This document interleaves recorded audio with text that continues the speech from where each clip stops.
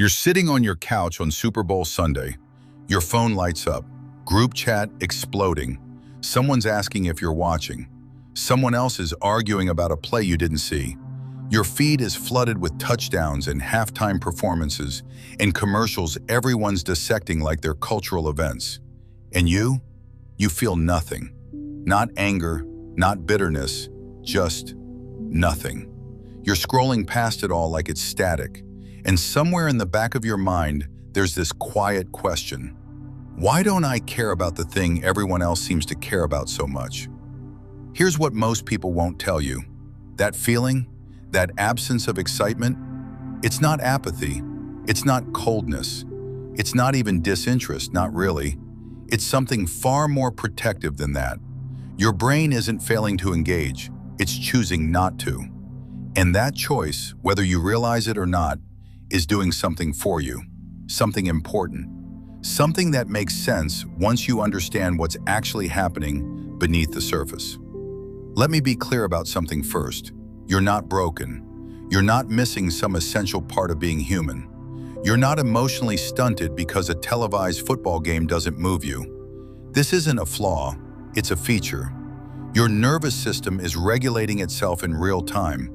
And the way it's doing that is by protecting you from something that feels, on some level, overwhelming or irrelevant or misaligned with how you experience meaning.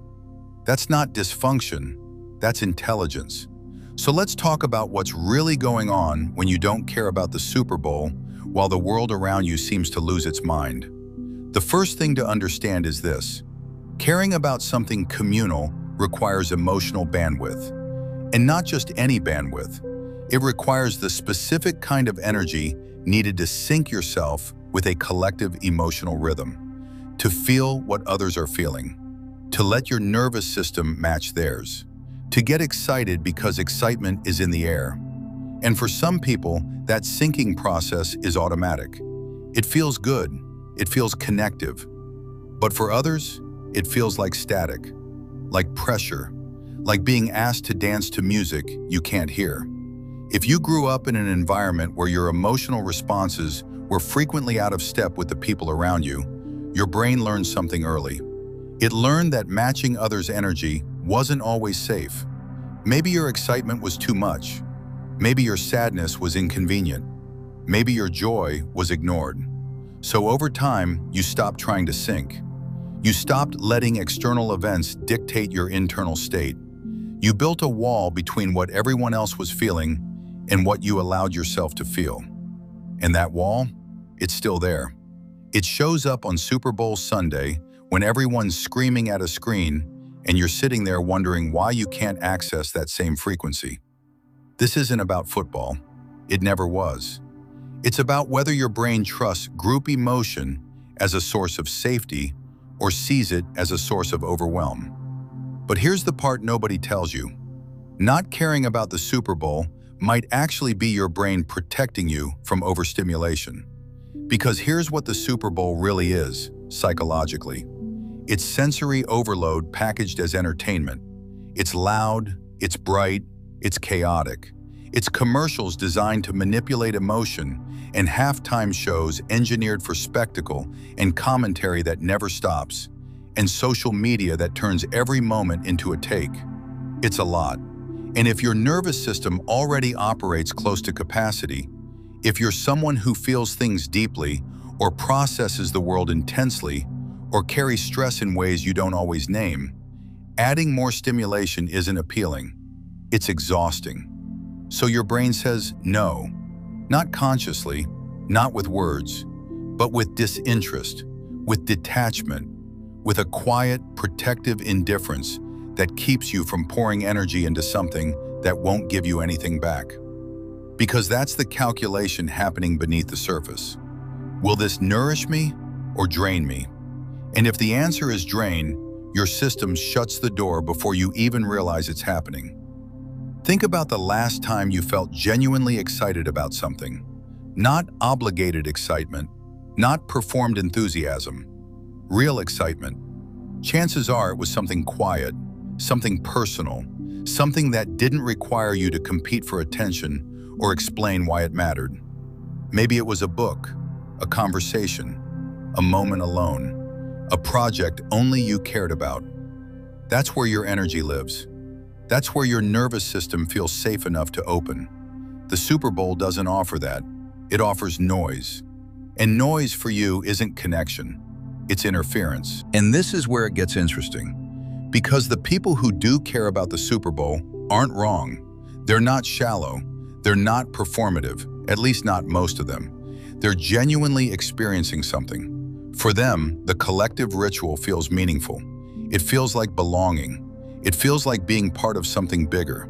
And that's real. But here's what they don't always understand. For you, belonging doesn't come from shared spectacle. It comes from shared understanding, from depth, from intimacy, from moments where you're seen, not just part of a crowd. And a stadium full of strangers screaming at a screen doesn't offer that. So your brain doesn't register it as connection. It registers it as performance. And performance, when you're not in the mood, feels like labor. There's also this. Not caring about the Super Bowl is often a quiet rebellion against expectation.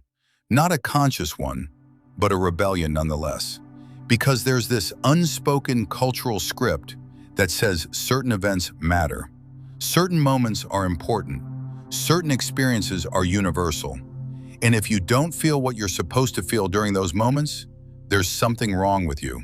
Except there isn't. What's actually happening is that your brain is refusing to let external culture dictate your internal experience. It's saying, I decide what matters, not the calendar, not the crowd, not the commercial breaks.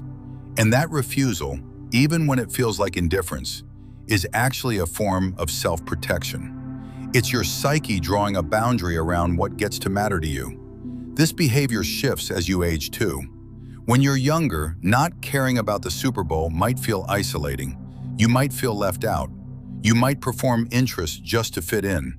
You might wonder why you can't just enjoy what everyone else enjoys. But as you get older, that same indifference starts to feel like clarity, like knowing yourself, like having the confidence to say, this isn't for me, and that's okay. The behavior doesn't change. Your relationship to it does. And that shift is everything. Because what once felt like a flaw starts to feel like integrity. And here's the final piece. Not caring about the Super Bowl is often your brain's way of conserving emotional energy for the things that actually matter to you.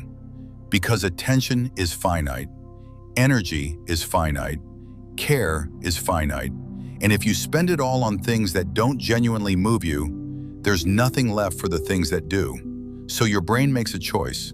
It says, I'm not engaging here, not because I'm cold, but because I'm saving something, saving space, saving energy, saving depth, for the moments and people and experiences that actually deserve it. That's not apathy, that's discernment. That's your nervous system knowing the difference between what feeds you and what just makes noise. And in a world that constantly demands your attention, your excitement, your participation, that kind of discernment is rare. It's valuable. It's worth protecting. So if you don't care about the Super Bowl, you're not missing out. You're not broken. You're not emotionally unavailable. You're just someone whose brain has learned to protect its energy, to prioritize depth over spectacle, to choose meaning over performance. And that's not a flaw, that's a feature. That's you being exactly who you are. And that, quietly, is enough.